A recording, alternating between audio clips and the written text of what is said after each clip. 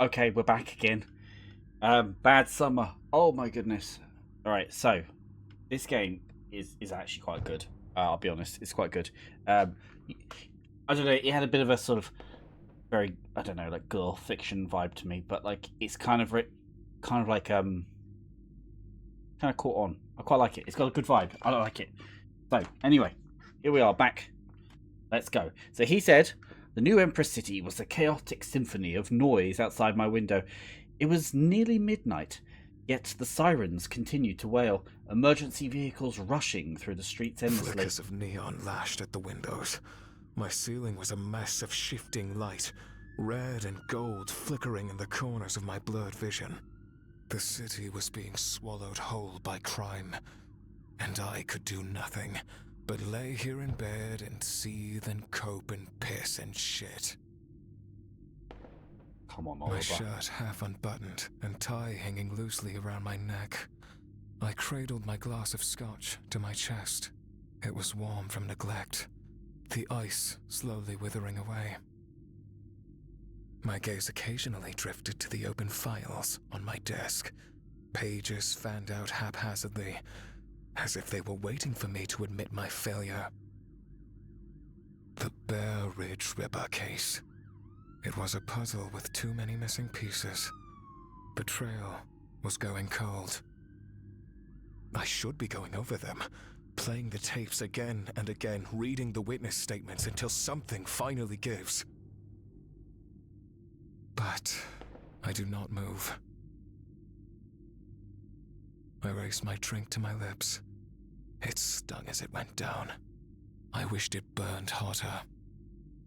I wished the alcohol scorched a fire so potent in my soul that it gave me the purpose, the incorruptible zeal, to carry on. It never did. I often wondered if it was worth indulging in such a poison. Perhaps it was better to stew in my inadequacy and let the wound fester, to feel the brunt of my suffering until the ache dulled naturally. Surely that was a possibility, wasn't it? I heard her at the edge of my consciousness. Her voice a longing whisper, curling into my ear, soft as smoke, and just as suffocating. The haunting symphony dragged across my thoughts, like fingernails on old wood. Her foreboding presence had followed me outside the office, into my home. Oh no. I didn't fight it. I let her settle into the hollow between my ribs. It was insanity, really. The way I didn't take off running and screaming whenever she called out to me. The glass in my hand tilted slightly, liquid amber swaying. I brought the drink to my lips again. The scotch burned, but not enough to drown her out. Not enough to wash away the blackness the ISWA had stained on my heart.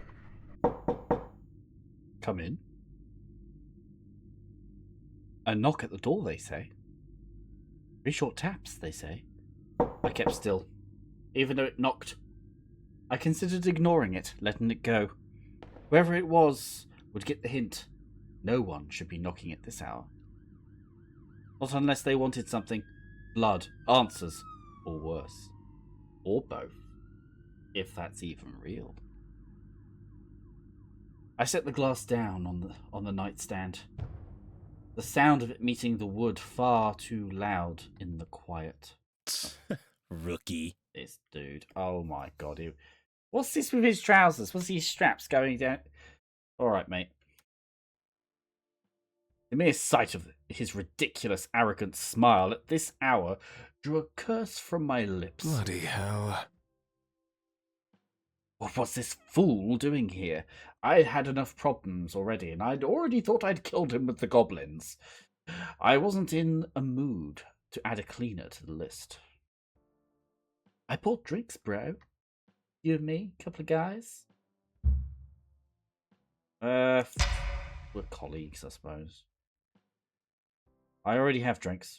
Great. Now you have even more. He invited himself in, stepping past my rigid form.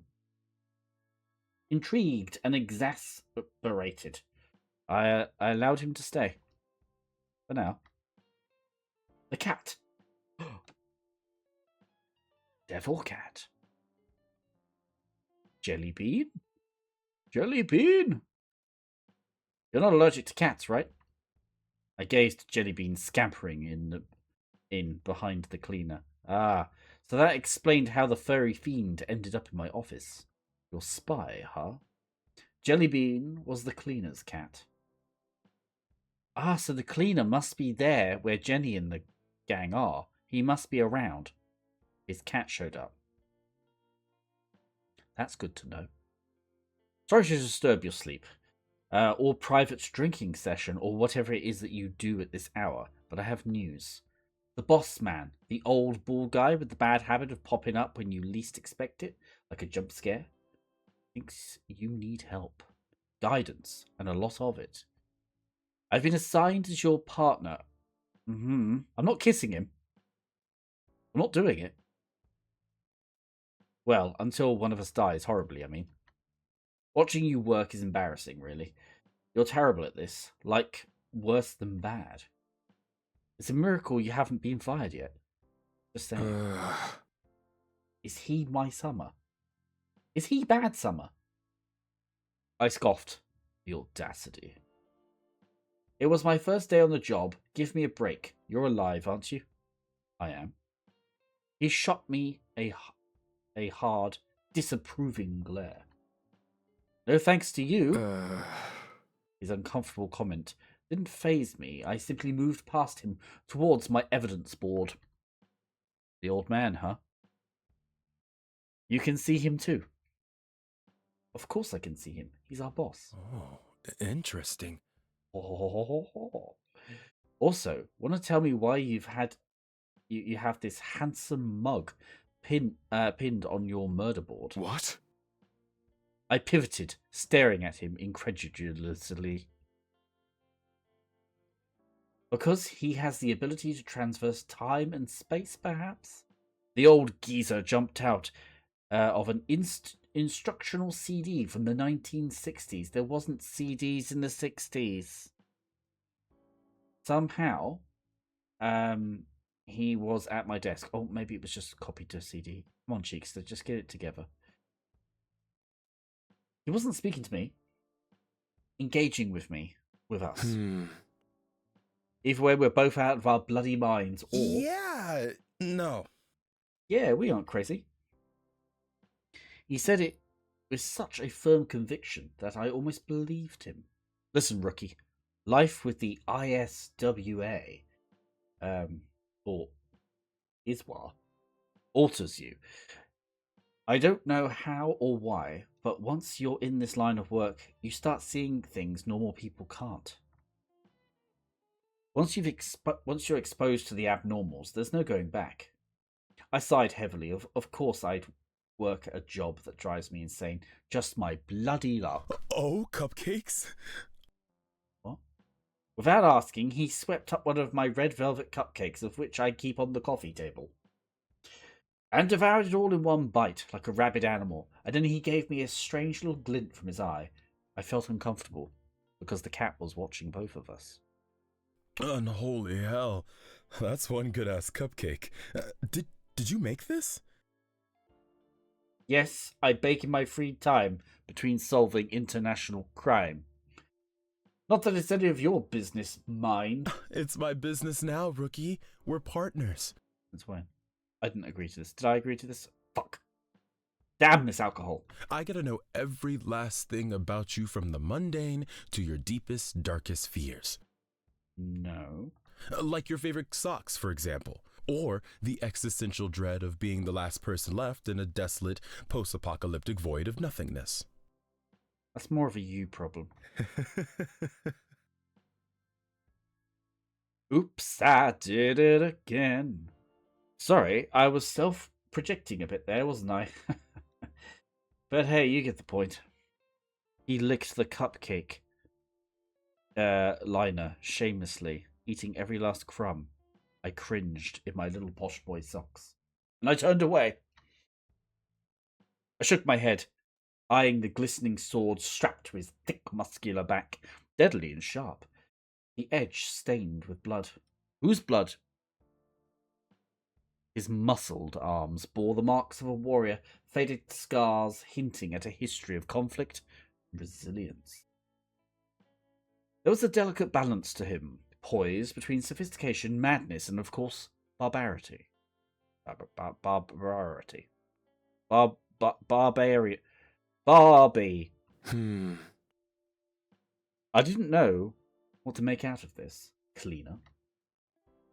He certainly wasn't clean, nor was he useful. I wasn't particularly a fan of his company, but I didn't have the willpower to kick him out. Yet. Besides, I had questions. He quite possibly had answers. Oliver. Oh my. Her voice tickled at my consciousness. Restless, persistent. I felt like I needed to get rid of him so I could get it on with Madame Grey. I popped open a cheap bottle of beer. I tried to stand manly, the way men do, that I've seen in action movies. More alcohol to take the edge off, I said. The cleaner collapsed onto the couch as if he owned the place, kicking his feet up on the table. I nudged his ankle, pushing his feet off my furniture. This is so much like summer. He made a face at me. I rolled my eyes, then joined him on the couch. I assume you have a name? Kai. Kai Goldenapple.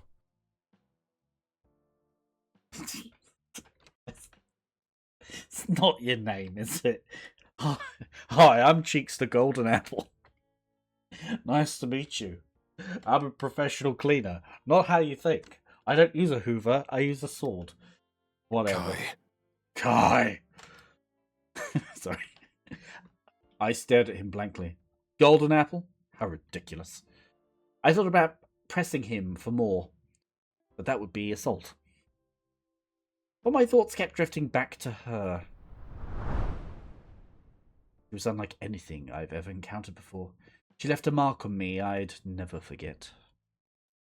I called her the Peeker. Off it. Guys, come on. Come on, you're trying to break me now.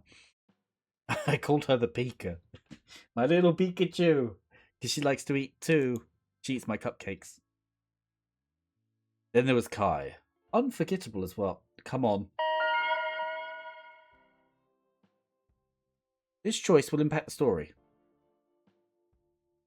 Who is it that refuses to fade from my thoughts?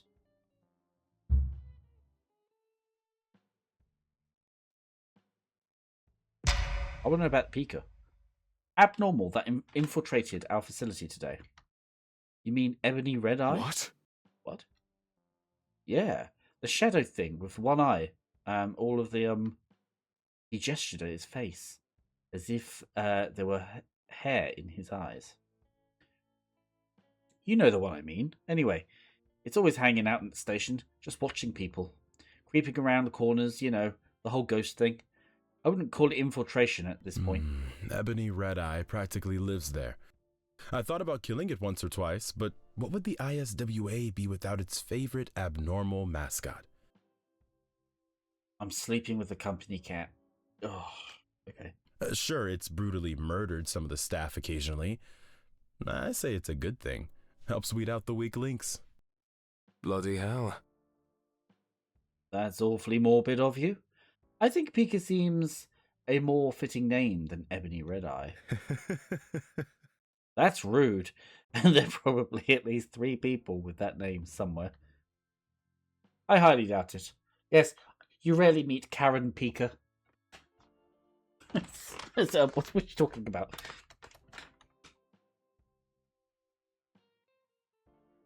Pika Richards. That's a good name. Anyway, I doubt it. You doubt everything. I'm surprised you believe in gravity. Kai stood, setting his drink aside. Hey, mind if I use your bathroom? I never get a chance to finish, you know? Since the Clogfather interrupted my sacred time on the throne. I hate him. I hate him already. Who goes to someone's house, barges in, like, puts their feet on your bloody coffee table, then says, hey, I need to go and shit in your toilet now. Oh, fuck off. And you brought your cat. You're a piece of crap. I don't want to know about you. Like, you're just attention seeking? Is it because you're lonely? Just say what it is. And stop criticising Madame Pika. My eyebrow arched.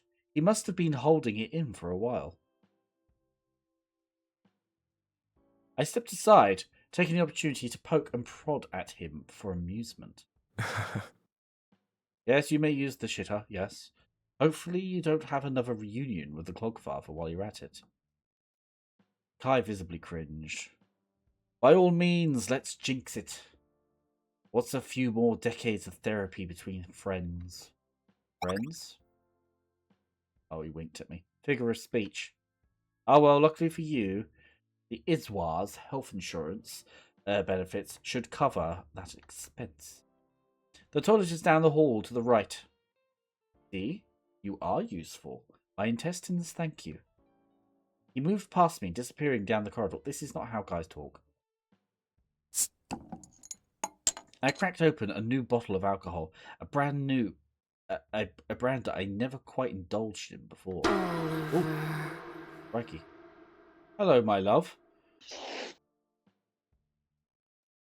I jumped and spun around in my seat, shocked to find Pika hovering over the couch.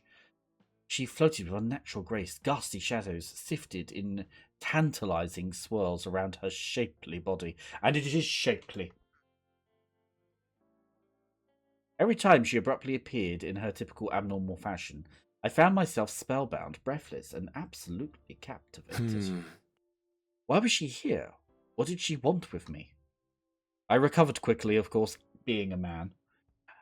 The frightening realization that she was here, only a short distance away from a fully armed and rather dangerous cleaner. A pang of caution erupted in my chest. I wouldn't want to lose my favourite love toy. The situation could take a deadly turn in an instant. If I called Kai, it would finally be free of being watched. I could have my sanity back. No more longing whispers in my head threatening to drive me insane. That cat looking at us. The cat sees. Or I could protect her, help her, understand her. I can fix her. Let's protect her.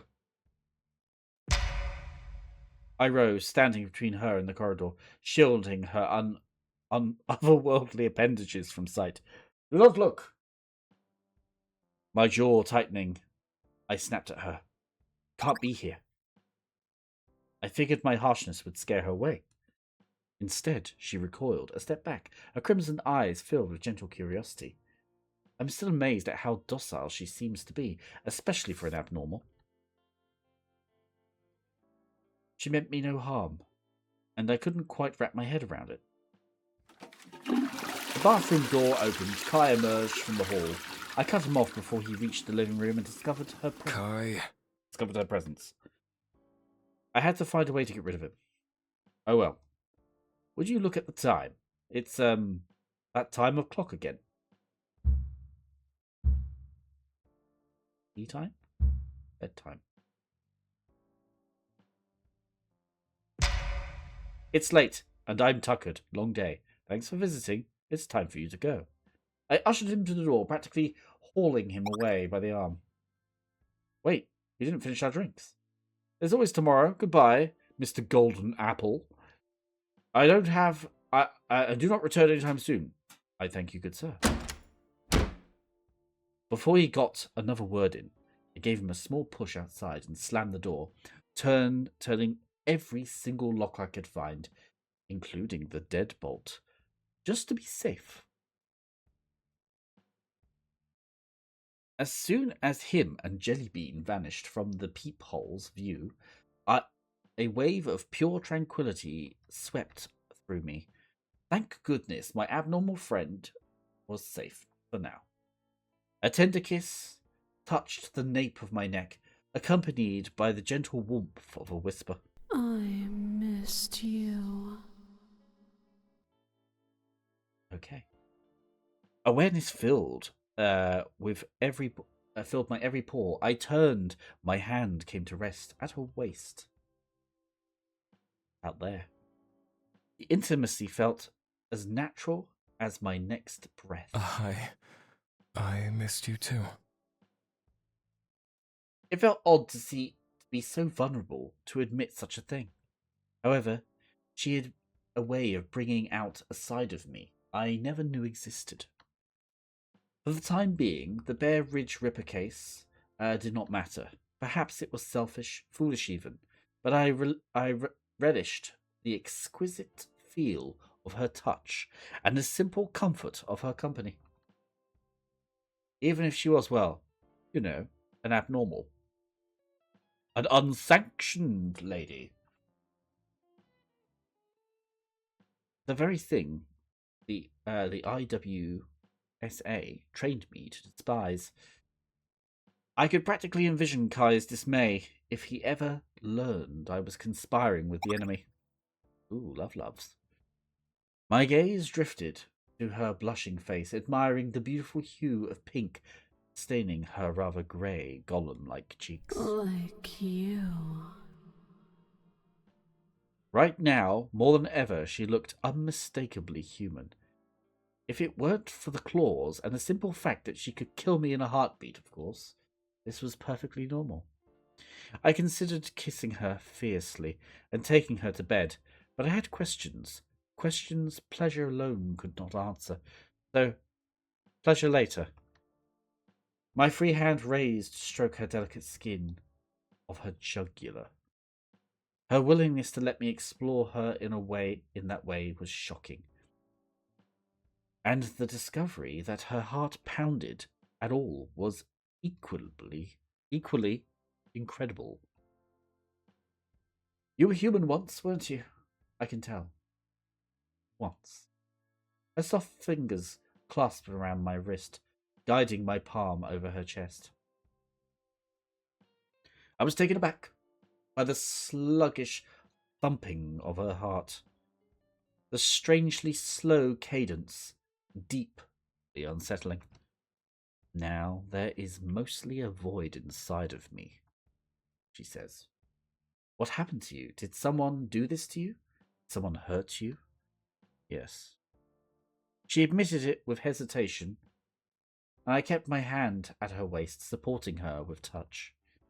She had that familiar look, one that I'd encountered time and again, etched onto the faces of both witnesses and victims of different investigations. She had suffered. By who, though? A part of me was afraid to ask.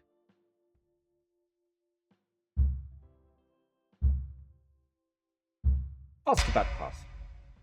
Who did this to you? How does someone become an abnormal in the first place? She didn't answer. Instead, the pain I sensed in her a moment ago now was only cool detachment. I assumed she was very good at being self-sufficient, keeping others at a distance. Perhaps it was wise not to pry with such personal questions for now. You don't have to tell me more details. Your past is your own, I understand. But I must know whatever is responsible for changing you. Are they still out there? It is not vengeance I seek, says Madame Pica. A half-answered, but good enough. There was something out there, changing people into monsters. Bloody hell. Another mystery to solve. Her soft lips touched my jaw, a gentle hug from my thoughts. Now I seek companionship. I seek purpose. I seek to help others from being consumed by darkness like I have. Good. Then our purpose is aligned, isn't it? You help. I nodded, threading my fingers through her silky strands. Again, the writers, you have a thing for hair. I swear to God. I help. Am I speaking in simpler language for her? Although we shared a similar purpose, the threat of the Iswa loomed over her like a shadow. The organization would do everything in its power to destroy her, the very same organization that I had sworn an oath to. They spoke of abnormals as if they were abominations, incapable of reason and incapable of empathy. Clearly, that was a lie, and the evidence of that falsehood laid beside me. Which begged the question, what else has the company been lying about? I wanted to protect her, to keep her safe from those who wished to destroy her, but in doing so I stand to lose everything. What a mess. My phone rang, again and again. Dang. I considered rejecting the call, but whoever was on the other line was bloody persistent. With a heavy sigh, I answered, Hello? God, Oliver, I've been ringing you all day. I grimaced. My grip on the phone tightened. Why? What's happened? It's your daughter, Charlotte. Oh no.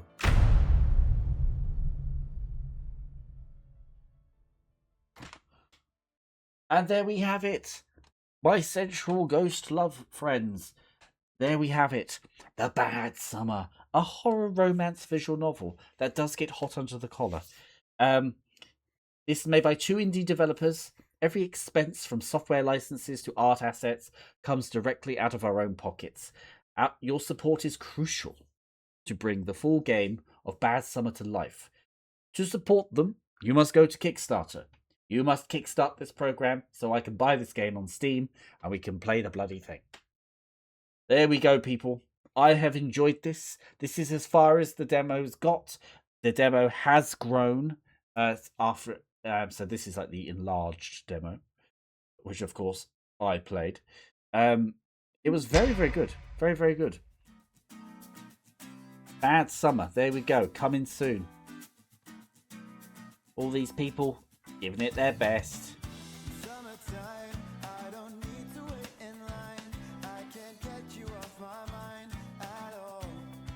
Yeah. All right.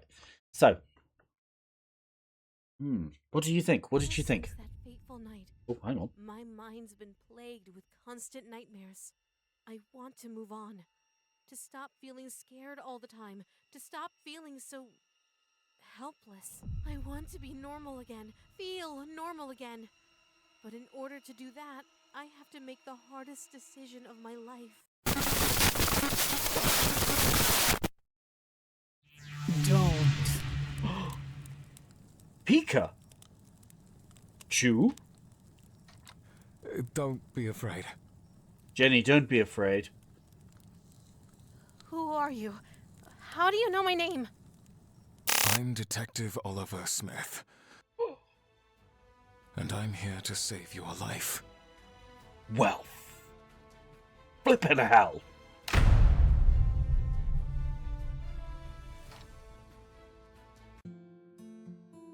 Wow. Clearly, the stories will come together. There we go. Brilliant stuff. Brilliant stuff. I enjoyed the characters. I enjoyed the silliness. I enjoyed the fun. The romance was fine. You know, that was all cool. Just a bit of fun, really. It was, yeah, no, I liked that. I do hope they get to finish the game. I think that's very cool. What else can I say, really? I've been playing this for hours and I've enjoyed it. Do you know what I mean? I would have just kept going. And yeah, I do like the characters. I think, which of course is the core of all of this. If the characters don't work and the gameplay doesn't work, these two things don't work, then it doesn't work. And clearly, it does work. That was really fun.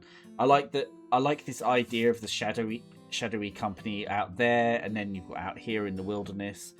I like this kind of ambiguity, this issue that they're raising with the abnormals, that maybe they're not all mad. Because, like, do you remember the Slender one? And I know he murdered me, so let's just, like, rein it back a bit, right? Rein it back, right? Yeah, okay, he murdered me, right? And we did get a bit full on with him, right? But he did. It was like he was trying to talk to me, you know.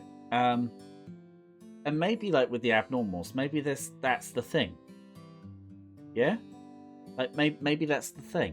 Maybe there's some maybe they are all humans and they come from humans. Maybe something is doing this to them, which would be very interesting. It's a very interesting idea that, you know, what if the evil government agency or whatever the agency is, right? What this SCP kind of style thing, right? What if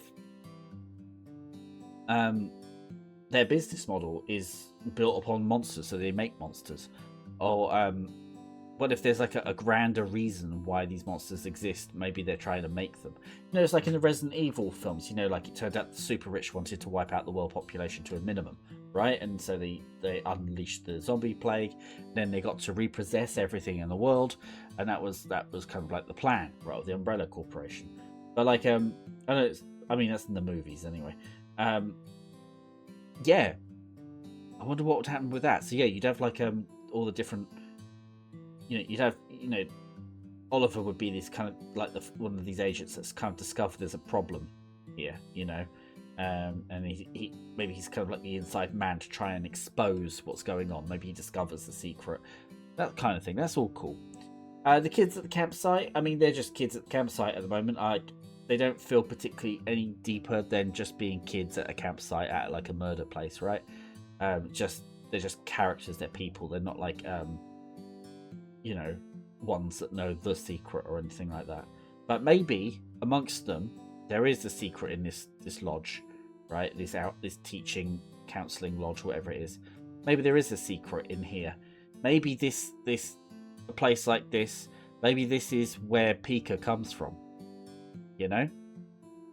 Maybe Pika was brought here, and those special people that come here that have certain talents or something like that, maybe they're spotted here. They're brought here, tested in a roundabout way, and then they're converted. Who knows? I don't know. I'm going off on a ramble. I've been playing this for ages, so my brain is swimming with the story. But anyway, Bad Summer. I believe they're doing a Bad Christmas or whatever it is, or Bad Winter. Was it Bad Christmas? There's another game they're doing as well. Very cool, very cool. So I say this is great. I say this is a lot of fun. I would say go play it yourself. Try and choose different options. See if you can get different response. Obviously, I was doing it from romancing particular people, whereas the story would be different with other people. So there's a reason for you to go and play it and try it out, different things, you know. So yeah, all very good. Yeah, go play this. Go wishlist it. Go show your support. If you're capable, I would say go do the support with the Kickstarter if it's still going. And yeah, good stuff. I hope they get the game out either way, because it seems like there's a lot of work in it. Seems like there's a lot of work, and you know, it's not something you do in 5 minutes. It's by 2 people. I know they've got other people helping and bits and bobs like that, but like, you know, it's 2 people. It's in their money and they're going for it. And I kind of hope it pops. You know what I mean? You know, when you get like a team of people and they put all their effort in, and you just hope that like they make it. You know, they just make it like it gets overwhelmingly positive, and you've got 8,000 reviews or whatever it is on Steam. That's what I'm hoping for. That's what I'm hoping for them. You know, that's something. And I feel like the game in itself, as it is, just as a demo, obviously there's missing dialogue and stuff like that, but the game is itself.